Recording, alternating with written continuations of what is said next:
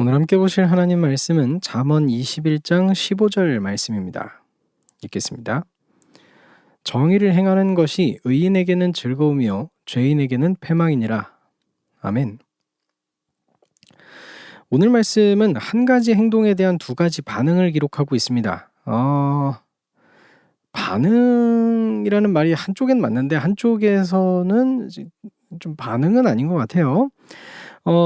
말씀을 좀 보시면 정의를 행하는 것을 놓고 의인은 그것을 즐거움으로 여긴다라고 되어 있고 죄인은 그것 때문에 패망을 당한다라고 이렇게 기록하고 있습니다.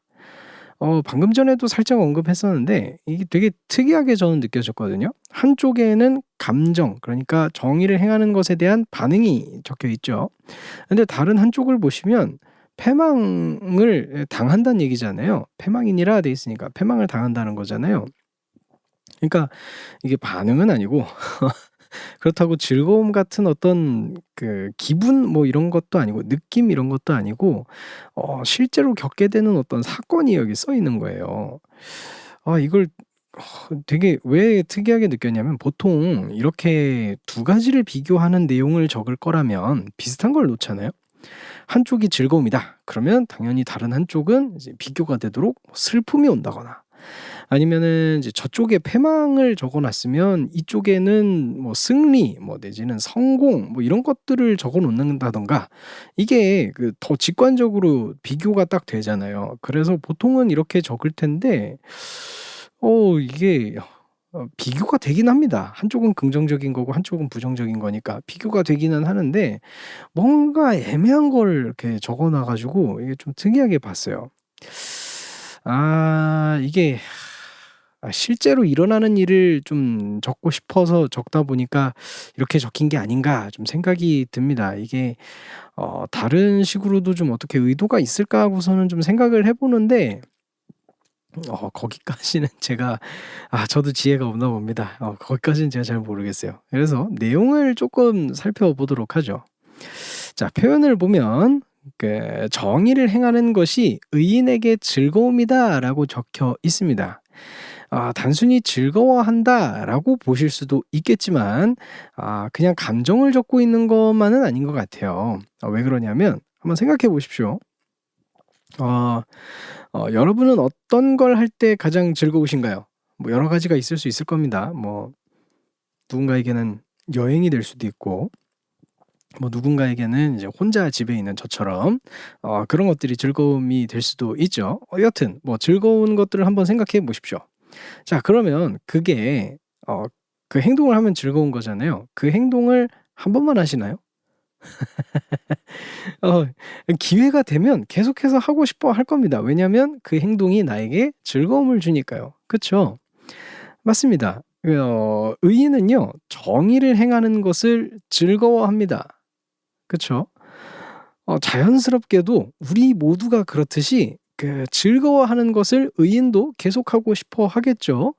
그러니 자신이 살아가는 순간순간마다 정의를 행하고자 하는 욕구가 나타날 것이고 기회가 될 때마다 이 정의를 실천하려고 이렇게 뭐라 해야 될까요? 그 기회를 틈타고 본다 이렇게 하면은 좀 이상한 것 같고 그냥 기회가 되면 그냥 그렇게 살아갈 겁니다. 그러면서 즐거움과 보람을 느끼겠죠.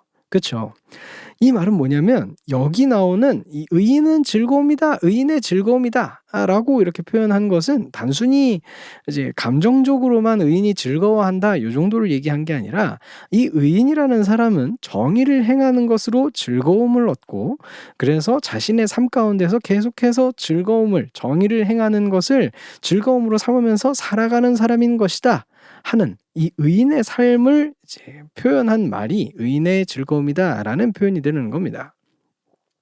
이렇게 의인이 정의를 행하고 있어요. 한번 그림을 좀 그려 볼 건데 의인이 정의를 행하면서 이제 살고 있어요. 그러니까 하루하루 그런 것들을 행하고 있겠죠. 자, 그러면 이 의인이 속한 사회에는 어떤 일이 벌어질까요? 이 의인이 속한 사회에서는요. 무엇을 인식하게 되냐면 정의와 그리고 정의를 행하는 의인이라는 표본을 보게 됩니다. 그게 만들어지는 겁니다. 그래서 이 사람들이 그냥 이제 살다가도 '아 저 사람은 사회의 귓감이 돼. 저 사람이 행하는 건 그 정의로운 것이고 올바른 것을 행하는 사람이야. 그래서 올바른 것이 무엇인지, 정의가 무엇인지, 그리고 그것을 행하는 사람이 어떤 모습인지 이런 것들도 사회에 있는 그 사람들이 보게 될 겁니다.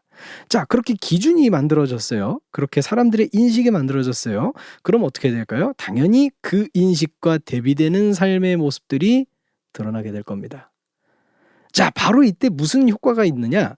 정의를 행하지 않던 사람들, 정의를 어기고 있던 죄인들, 이런 사람들이 드러나게 됩니다. 물론 이제 행동으로 이제 다른 사람이 이제 알게 되는, 인식하게 되는 일도 있겠지만 기본적으로는 스스로의 양심에 찔리는 그런 일들이 벌어지겠죠.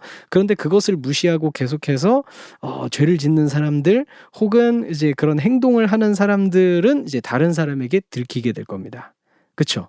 맞아요. 그들의 죄가 사람들 앞에 드러나게 되는 겁니다. 자, 그러면 당연히 죄를 지었으니까, 그리고 그게 드러났으니까 벌을 받기 시작할 겁니다. 그래서 오늘 말씀에 적혀 있는 이 말이 이루어지는 겁니다.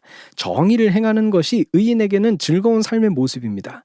하지만 그렇게 살아가는 모습들, 이 정의를 행하는 것이 이 사회에 드러나게 되고 그것이 이제 사회적으로도 인정을 받게 되는 그때가 오게 되면 죄인에게는 패망의 날이 되는 것입니다.